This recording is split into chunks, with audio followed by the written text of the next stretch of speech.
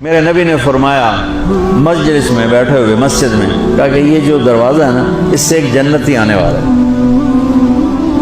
تو لوگوں نے دیکھا ایک مدینے کے مقامی آدمی ذرا بوڑھے وہ مسجد میں اندر آئے، داڑھی میں وضو کا پانی، ہاتھ میں جوتا، نماز میں شریک ہو گئے۔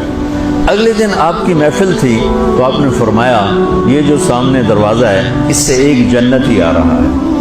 تو سیم وہی آدمی اسی حالت میں انٹر ہوئے۔ اگلے دن ہوا تو آپ نے کہا اس دروازے سے جنتی آنے والا ہے، ٹھیک وہی آدمی اسی حالت میں انٹر۔ اس مجمع میں ایک صحابی بیٹھے ہیں، ان کا نام ہے عبداللہ بن عمر۔ یہ 1,24,000 صحابہ میں ان کی ایک اسپیشلٹی ہے کہ یہ سب سے زیادہ عبادت کرتے تھے، سب سے اتنی عبادت کسی نے نہیں کی۔ ساری رات نفل پڑھتے تھے، سارے دن کا روزہ رکھتے تھے اور دن رات میں ایک قرآن ختم کرتے تھے۔ کوئی ہمارے جیسا اول تو کر نہیں سکتا، کرے گا تو چوتھے دن پاگل ہو جائے گا، دماغ خشک ہو جائے گا۔ اور انہوں نے نبھا کے دکھایا، رات پوری تہجد، دن پورا روزہ، اور رات اور دن میں ایک ختم قرآن۔ اب ان کو خیال آیا کہ یہ بابا جی مجھ سے بھی زیادہ عبادت کرتے ہیں، جو ان کو یوں ڈائریکٹ جنت کی بشارت ملی اور مجھے نہیں ملی، تو میں دیکھتا ہوں یہ کون سی عبادت کرتے ہیں۔ کیا یہ ساری رات سجدے میں پڑے رہتے ہیں، رکوع میں کھڑے رہتے ہیں، قیام میں کھڑے رہتے ہیں، کیا کرتے ہیں؟ تو ان کے پاس پہنچ گئے، چاچا کہ تھوڑا والد صاحب کی ناراضگی ہے، دور رہنا چاہتا ہوں، 2-3 دن ٹھہر جاؤں آپ کے پاس؟ ہاں ہاں ہاں بیٹا آ جاؤ آ جاؤ آ جاؤ۔ اب عشاء کی نماز کے فوراً بعد انہوں نے چادر اوپر لی اور چادر میں یوں سوراخ کیا اور یوں لیٹ کے دیکھنے لگے کہ اب یہ بزرگ کیا کرتے ہیں۔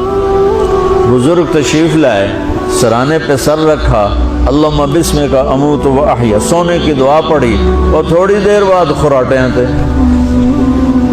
وہ بڑے حیران ہوئے، بھئی میرا تو خیال ہے یہ ساری رات سجدہ کرے گا تو رو رو مسلح تر کر دے گا، یہ تو خراٹے چون جانے نہ ہو جا رہے ہیں۔ اب وہ دیکھ رہے ہیں ابھی اٹھے گا ابھی اٹھے گا ابھی اٹھے گا، پھر انہوں نے کپڑا اتار دیا، ابھی سویا ہوا ہے۔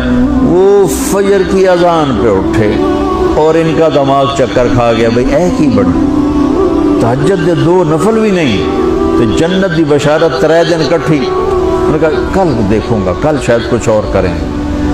اگلے دن آئے، پھر اسی طرح یوں کر کے لیٹ گئے، اور بزرگوں نے بھی یوں کیا، اور بسمک اموت و احیا، اور پورا کمرہ خراٹے نال۔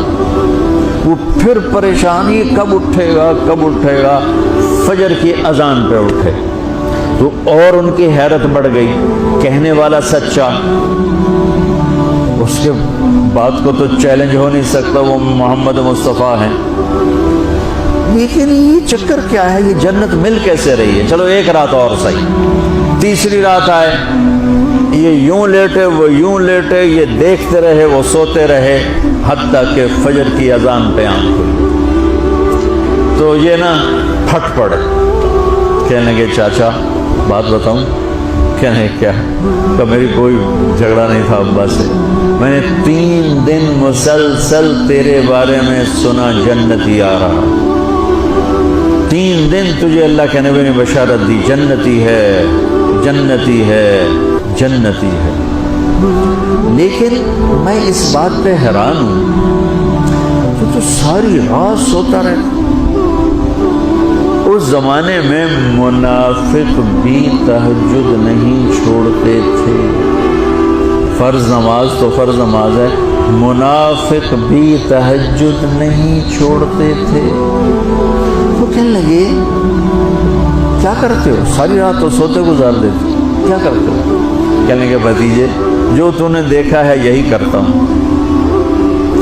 اب یہ پریشان ہے کہ اللہ کے نبی کی بات کو تو چیلنج ہو نہیں سکتا، اور جس کو بشارت دی ہے انہوں تے فٹ نظر نہیں آ رہی کہ کیسے 2 نفل آج کہ نیک لوگ تہجد نہیں چھوڑتے۔ تو کہنے لگے اچھا چلو اللہ نے ایسا ہی، اللہ کی مرضی، اللہ کے نبی کی مرضی۔ یہ 4 قدم چلے تو آپ سننا، کہا بھتیجے ادھر آؤ، کہ بیٹا ادھر آؤ، آ گئے۔ کہنے لگے اب تو میں اصلی بات بتاؤں، اب تو میں اندر کی بات بتاؤں.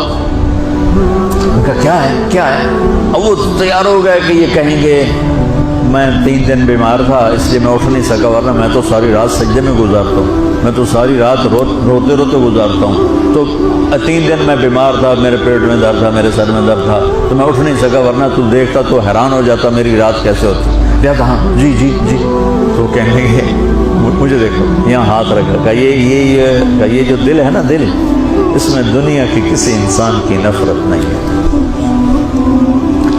اور جب اللہ کسی کو کوئی رزق دیتا ہے تو مجھے کبھی حسد نہیں ہوا، مجھے خوشی ہوتی ہے.